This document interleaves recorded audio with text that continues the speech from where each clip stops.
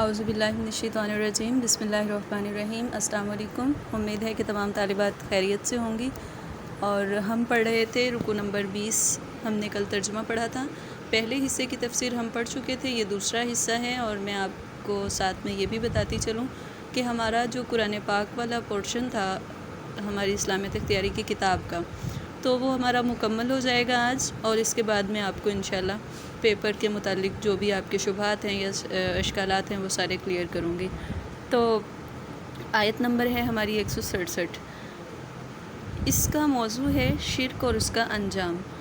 تو پہلی آیات جو ہم نے پہلا حصہ پڑھا تھا وہاں پہ ہم نے توحید کے بارے میں پڑھا تھا۔ تو توحید کا ذکر اور ساتھ میں شرک کا ذکر اس لیے ہے کہ یہ دونوں ایک دوسرے کے ساتھ ہیں۔ پہلے تو الہ واحد کی عبادت کی طرف توجہ دلائی کہ الہ معبود ایک اللہ ہے۔ توحید جو ہے وہ ہمارا ایمان کا جز ہے، بلکہ ایمان ہی ہمارا توحید ہے۔ تو جو لوگ اس کے منکرین ہیں، تو منکرین ایک تو وہ منکرین ان کو کہتے ہیں کہ جو انکار کرتے ہیں۔ پھر انکار کرنے والے دو طرح کے لوگ ہوتے ہیں، ایک وہ ہیں جو کہتے ہیں کہ خدا ہے ہی نہیں، یہ کائنات خود بخود وجود میں آ گئی، اور دوسرے وہ ہیں جو شرک کرتے ہیں، جو کہتے ہیں خدا ہے تو صحیح لیکن اللہ نہیں ہے، کوئی اور معبود ہے۔ اور حقیقی معبود کے ساتھ کچھ لوگ ایسے ہیں کہ اللہ کو ماننے کے ساتھ ساتھ کچھ اور بھی لوگوں کو اللہ کا ہمسر مان لیتے ہیں، اللہ کے برابر مان لیتے ہیں۔ جیسے عیسائیوں میں اس کی مثال ہے، حضرت عیسیٰ علیہ السلام کو بھی انہوں نے معبود بنا لیا، حضرت مریم کو بھی معبود بنا لیا۔ تو اسی طرح یہودیوں نے بھی اپنے انبیاء کو خدا سمجھ لیا، یا کسی اور اپنے طاقتور چیز کو خدا سمجھ لیا۔ تو یہ ساری شرک کے مختلف اقسام ہیں۔ اسی طرح یہ ہوتا ہے کہ ان فرضی معبودوں کی مرضی کے بغیر وہ سمجھتے ہیں کہ دنیا کا انتظام نہیں چل سکتا۔ اور کچھ مذاہب تو ایسے ہیں جنہوں نے اللہ کے قریبی بندے جو تھے، جیسے کہ میں نے ابھی آپ کو بتایا کہ عیسائیوں نے حضرت عیسیٰ علیہ السلام اللہ کے نبی ہیں، ان کا درجہ بہت زیادہ ہے، اور ہمارا مسلمان ہونے کی حیثیت سے ایمان ہے کہ حضرت عیسیٰ علیہ السلام کو بھی اگر ہم اللہ کا نبی تسلیم نہیں کرتے تو ہمارا ایمان مکمل نہیں ہوتا، ہم خود ایمان سے خارج ہو جاتے ہیں۔ ہمارا ایمان ہے کہ تمام انبیاء اللہ کے برگزیدہ بندے ہیں، اللہ کے قریبی بندے ہیں، اللہ کی پسندیدہ ہستیاں ہیں، اللہ کی سب سے محبوب ہستیاں ہیں، معصوم عن الخطا ہیں، دنیا میں جتنے بھی لوگ ہیں سب سے بہترین ہیں۔ تو لیکن ان پہ مبالغہ کر دینا، ان کو اللہ کے برابر یا اللہ کی ذات یا صفات کا حصہ سمجھ لینا۔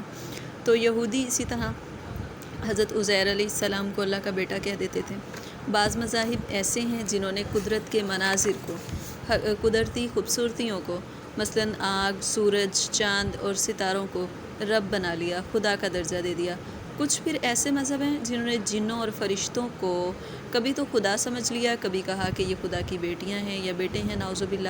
یہ سارے کے سارے فاسد عقیدے اپنے ان فرضی خداؤں کے ساتھ اس طرح برتاؤ کرتے ہیں کہ ان کی خوشی کے لیے کام کرتے ہیں، ان کو خوش کرنے کے لیے قربانیاں پیش کرتے ہیں، اور بالکل اسی طرح جیسے ایک حقیقی مسلمان اپنے رب کی رضا کے لیے، اپنے اللہ کی رضا کے لیے جو کام کرتا ہے، یہ لوگ اپنے باطل معبودوں کو خوش کرنے کے لیے اس طرح کے کام کرتے ہیں۔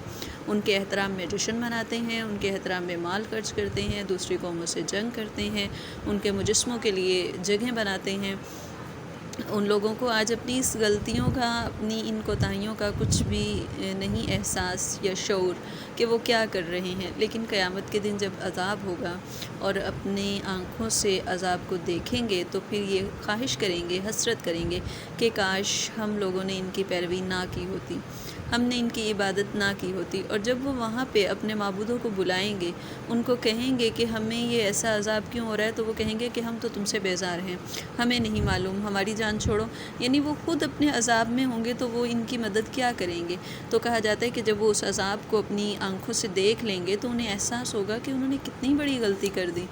پھر وہ یہ خواہش کریں گے کہ کاش ہم دنیا میں واپس چلے جائیں اور ہم ان لوگوں کو ان کے حال پہ چھوڑ دیں، یعنی جن کی ہم نے عبادت کی ہم ان کو چھوڑ دیں، جن کی ہم نے پوجا کی انہوں نے ہمیں یہاں چھوڑ دیا تو ہم بھی واپس چلے جائیں اور ہم بھی ان کو اسی طرح سے چھوڑ دیں۔ لیکن اس دن ان کی کوئی امید ان کے کام نہیں آئے گی، اور ان کے فرضی خیالات اور ان کے وہم جو انہوں نے پالے ہوئے تھے کہ ہم نجات ہو جائے گی ہمارے معبود ہمیں بخشوا دیں گے، یہ ساری چیزیں اس دن ختم ہو جائیں گی۔